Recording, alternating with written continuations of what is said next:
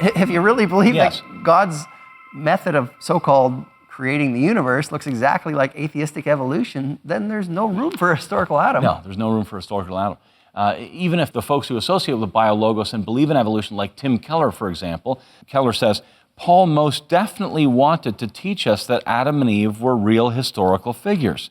When you refuse to take a biblical author literally, when he clearly wants you to do so, you've moved away from the traditional understanding of biblical authority.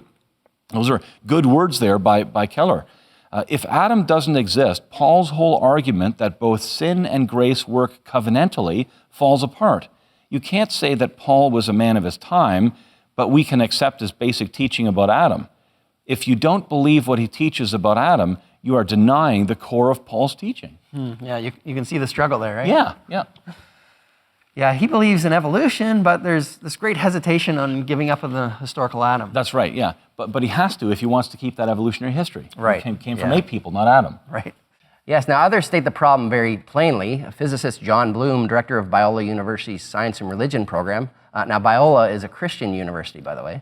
But he says, if there was merely a population of pre-Adamic hominids that collectively evolved into modern man, then theological foundation for the nuclear family, sin and death, appears to be eroded. The credibility of the Bible, when it speaks on these issues, seems to be damaged. If it does not correctly explain the origin of a problem, why should one trust its solutions? Yeah, exactly. There you go.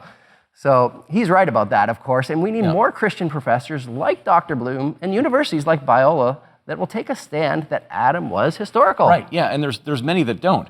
And you got to admit that when evolution is promoted in most schools and then popular pastors are saying that it's okay to add it into the Bible, people think, well, that must be a logical, defensible position. Yeah, that's right. But there are well over 10,000 articles on creation.com, and many of them written by scientists, researchers, and theologians that show how the latest scientific discoveries support the biblical account of a recent creation in 6 Earth rotation days, followed by a global flood. That's right, yeah. And in addition, there's a mountain of scientific evidence against evolution. No, the idea that Adam was not historical is not a logical and defensible position. Both scripture and science point to Adam as a real individual from which all people came.